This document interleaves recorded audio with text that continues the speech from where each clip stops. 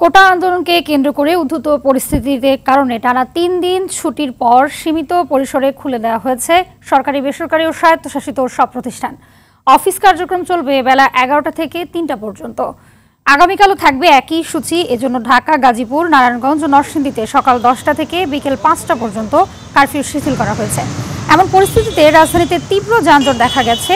Curfew শিথিল হলেও গুরুত্বপূর্ণ এলাকাগুলোতে নিরাপত্তা বিবেচনায় সড়ক বন্ধ রাখায় যানজটের তীব্রতা বেশি। গণপরিবহনের সংখ্যাও বেড়েছে ক্রমান্বয়ে। এছাড়াও ব্যাংক ও বিভিন্ন জরুরি সেবাদানকারী প্রতিষ্ঠানগুলোতে উপচে পড়া ভিড় দেখা গেছে।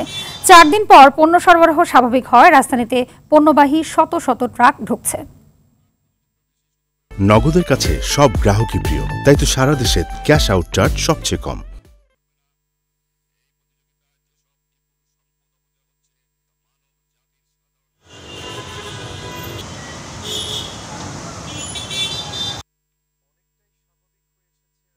দর্শক, অফিস চালুর পর রাজধানীর সার্বিক চিত্র জানাতে কারণবাজার এলাকা থেকে সরাসরি যোগ দিচ্ছেন সহকর্মী বিপুল দেব রায়। বিপুল, জানাবেন যে কারফিউ শিথিলের পর রাজধানীর সার্বিক চিত্র কেমন দেখছেন? নগদের কাছে সব গ্রাহকই প্রিয়, তাই তো সারা দেশে ক্যাশ আউট চার্জ সবচেয়ে কম। মাধ্যমে জানিয়ে দিতে চাই, আজকে সকাল থেকে কিন্তু বিশেষ করে সকাল 10টা থেকে বিকাল 5টা পর্যন্ত কিন্তু কারফিউ শিথিল করা হয়েছে। এই শিথিল সময়ে কিন্তু আমরা দেখতে পেয়েছি রাজধানীর প্রতিটা সড়কে কিন্তু যানবাহনের চাপ বেড়েছে। সে সাথে সাধারণ মানুষ যারা বিভিন্ন কর্মস্থলে যাওয়ার যারা রয়েছেন তারাও কিন্তু আমরা চোখে পড়েছে তাদেরকে। আপনাকে আরেকটি বিষয় জানিয়ে চাই, সেটা হচ্ছে আজকে সকাল 11টা থেকে বিকাল 3টা পর্যন্ত যে সরকারি চাকরি সেটা আজকে কিন্তু খোলা রাখা হয়েছে।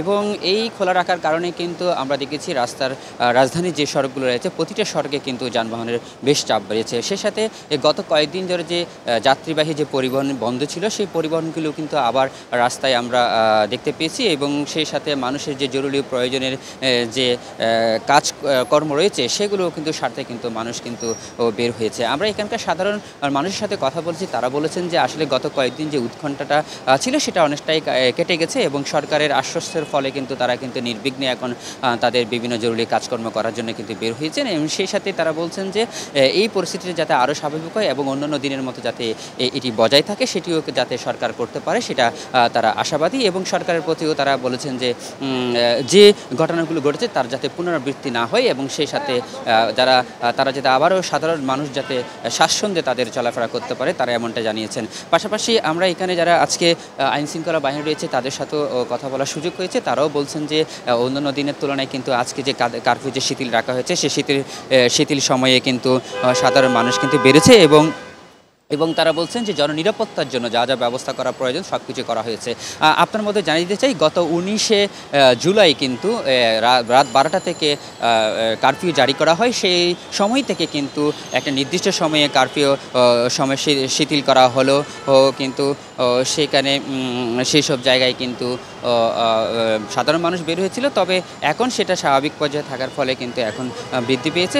পাশাপাশি আপনাদেরকে যেটা দেখাতে চাই যে সড়কে যে বাসগুলো রয়েছে সেগুলো কিন্তু উপচে পড়া ভিড় রয়েছে। কিন্তু আমরা দেখতে পাচ্ছি সড়কে যে যানবাহন রয়েছে সেই যানবাহনের পাশাপাশি কিন্তু এখানে প্রাইভেট ব্যক্তিগত যে গাড়িগুলো সেগুলো চলাচল করছে। পাশাপাশি অর্থাৎ যে পরিস্থিতিটা উদ্ভূত পরিস্থিতি তৈরি হয়েছিল শিক্ষার্থীদের দাবি কিন্তু বাস্তবায়ন হওয়ার পরে প্রজ্ঞাপন জারি হওয়ার পরে কিন্তু জনমনে অনেকটাই স্বস্তি এসেছে এবং সরকারের পক্ষ থেকে যে বলা হচ্ছিল যে সহিংসতা করা হয়েছে সেই সহিংসতাগুলো কঠোর হতে দমন করা হবে এবং পরিবেশ যখন স্বাভাবিক হবে সর্বসাধারণের জন্য আবার কিন্তু খুলে দেওয়া হবে সার্বিক পরিস্থিতি। সেই সাথে সরকারের পক্ষ থেকে এটাও বলা হয়েছে যে পরিস্থিতি যত উন্নতির দিকে যাবে ততই কিন্তু এই কারফিউর সময়টা কিন্তু ধীরে ধীরে শিথিল করা হবে এবং এক পর্যায়ে কিন্তু এই কারফিউ নাও থাকতে পারে এমনটাই জানিয়েছেন। সেই সাথে এখানে যারা জনসাধারণ রয়েছে তারাও এমনটাই মনে করছেন যে পরিস্থিতি অনেকটাই স্বাভাবিক রয়েছে এবং সাধারণ মানুষের আজকে বিশেষ করে ভোগান্তি অন্যান্য দিনের মতো রাজধানীতে যে যানজট সৃষ্টি হয় তা কিন্তু লক্ষ্য দেখা গেছে। তারাও বলছেন যে অন্যান্য দিনের যে যানজট তবে তার চেয়ে একটু বেশি, কারণ অনেক দিন ধরে কিন্তু বিগত কয়েকদিন ধরে গাড়ি ঘোড়া না চলাচলের কারণে সাধারণ মানুষ বের হতে পারে নাই। সেই ক্ষেত্রে দেখা যাচ্ছে আজকে একটা যে সময় পেয়েছে এই সময়ের মধ্যে মধ্যে কিন্তু সাধারণ মানুষ কিন্তু বের হয়েছে। সেজন্য অন্যান্য দিনের তুলনায় কিন্তু গাড়ির চাপ অনেকটাই বের হয়েছে এবং পাশাপাশি এখানে যারা আজকে সকাল 11টা থেকে অফিসগামী যে যারা রয়েছেন চাকুরিজীবী তাদের সাথে কথা হয়েছে, তারা বলছেন যে আজকে কিন্তু বিশাল ব্যাগ পেতে হচ্ছে যানজটের কারণে তাদের কর্মস্থলে পৌঁছানোর জন্য।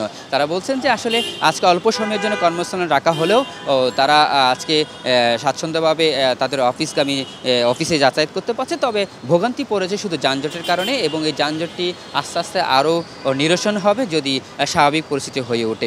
আসলে রাজধানী জুড়ে যে বিষয়টি একটি পরিলক্ষিত হয়েছে যে আসলে কয়েকদিন যাবৎ যে মানুষের যে অস্বস্তিকর একটা পরিস্থিতি তৈরি হয়েছিল সেটি অনেকটাই কেটে গেছে এবং আমরা দেখতে পাচ্ছি সাধারণ মানুষ কিন্তু তাদের উৎফুল্লভাবে তাদের কাজকর্মগুলো করে যাচ্ছে এবং বলা হচ্ছে যে এই পরিস্থিতি আরও উন্নতি হবে, সেই সাথে যখন এই কারফিউ শিথিল করা হবে তারা কিন্তু আরও তাদের কাজকর্মে তারা করে যেতে পারবে।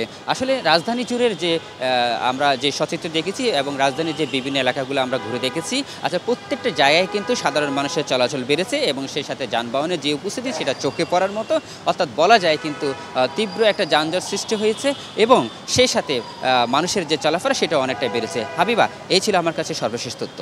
ধন্যবাদ আপনাকে। এতক্ষণ কারণ বাজার এলাকা থেকে জানাচ্ছিলেন বিপুল দেব রায়।